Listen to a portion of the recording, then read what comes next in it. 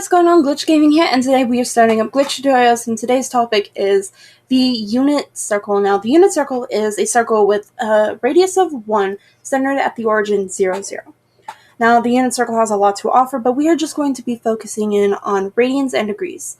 A radian is an angle equal to an angle at the center of a circle whose arc is equal in length to the radius, and a degree is a unit of angle measure. Lots of words that sound kind of the same, huh? Well, to remember which is which, you just need to know degrees will always have their little floating dot, and radians are accompanied by pi. Sadly, it's not the pi we eat, it's the one we use in math, otherwise known as 3.14, so on and so forth, but everyone stops at 3.14 because we don't have big enough memories to memorize that entire number. Now, a big part of learning the unit circle is being able to go from radians to degrees and degrees to radians. Let's say we're given pi over 6. How do we convert that into degrees? Well, we would multiply that by 180 over pi. So, if we were to multiply pi over 6 and 180 over pi, we would then be given 180 pi over 6 pi. Thankfully, back to basic algebra, we learned that if you have the same variables on top and bottom, as long as they have the same exponent, you can cross them out. They no longer exist. It becomes a 1, and unless you're adding, 1 doesn't do anything. So that would leave us with 180 over 6, which reduces nicely to 30 degrees.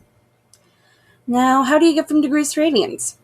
Simple. Just flip that 180 over pi so that it says pi over 180. So, for example, 90 degrees. You would take that and multiply it by pi over 180. That gives you 90 pi over 180, which reduces nicely to pi over 2. Pretty simple, right? Right.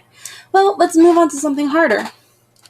Another helpful tool for learning radians and degrees is knowing your special angles. These are pi over 6, pi over 4, pi over 3, pi over 2, and pi itself, along with the multiples such as 5 pi over 6. Let's hop right into one of our tips, which is know your reference angles. These are going to help you so much. The reference angles are pi over 6 is equal to 30 degrees, while pi over 4 is equal to 45 degrees.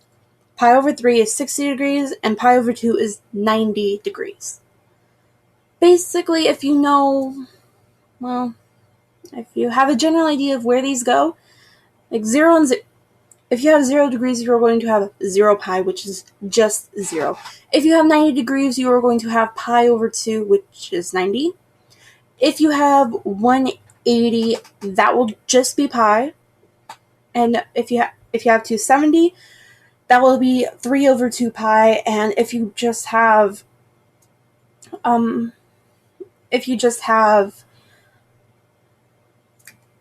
360, that number, if you just have 360, it will be 2 pi.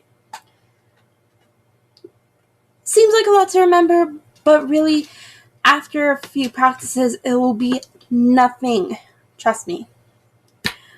Our second tip for this is to remember these 5 simple things. When you were looking at your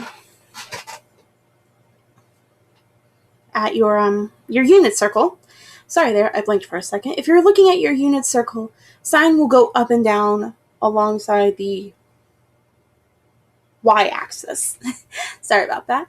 And your cosine will go along your x-axis. Now, your short length is always going to be closest to your x-axis or your sine, and that short length is known as 1/2. You also have a medium length, which is in between the closest to sine and closest to cosine. That is root 2 over 2. And you also have a long length, which is going to be closest to your cosine, and that is root 3 over 2. Pretty simple.